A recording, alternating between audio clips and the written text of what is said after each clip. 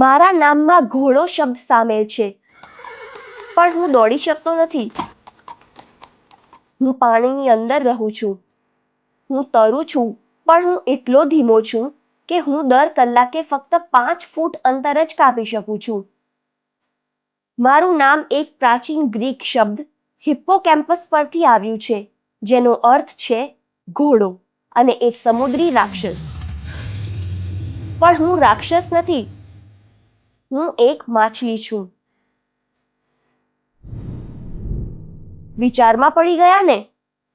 હું એક સમુદ્રી ઘોડો એટલે કે સી હોર્સ છું. હું એક માછલી છું જેનું માથું ઘોડા જેવું છે. અને બીજી ઘણી અનોખી વિશેષતાઓ છે. હું પાણીની નીચે રહું છું. હું દુનિયાભરના છીછરા, ગરમ અને ઉષ્ણકટિબંધીય પાણીમાં રહું છું. કોરલ રીફ એટલે કે પરવાળા અને સમુદ્રી ઘાસના મેદાનો જેવા નિવાસોમાં અમે મોટા થઈએ છીએ. અમારી 40થી વધારે પ્રજાતિઓ છે. મારી લંબાઈ માત્ર 2 સેન્ટીમીટરથી 30 સેન્ટીમીટરની છે. મારું શરીર હાડકાની પ્લેટોથી ઢંકાયેલું છે. એ મને શિકારીઓથી બચાવે છે. અન્ય માછલીઓથી વિપરીત, મારે એક લાંબી સાંપ જેવી પૂંછડી છે, જે પાણીની નીચેની વસ્તુઓ પકડી શકે છે. શું તમે જાણો છો? હું પોતાની આંખોને એવી રીતે હલાવી શકું છું કે એક જ સમયે મારી સામે શું છે અને મારી પાછળ શું છે તે જોઈ શકું છું.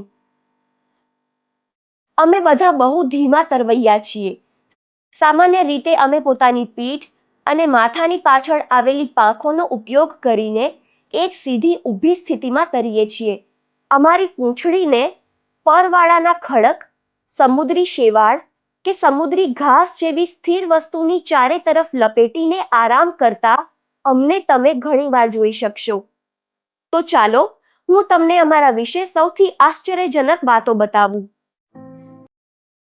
શું તમે જાણો છો કે પ્રાણી સૃષ્ટિમાં અમે સમુદ્રી ઘોડા એવા બહુ થોડા જીવો પૈકી એક છીએ જેના નર સભ્યો બચ્ચાઓને જન્મ આપે છે.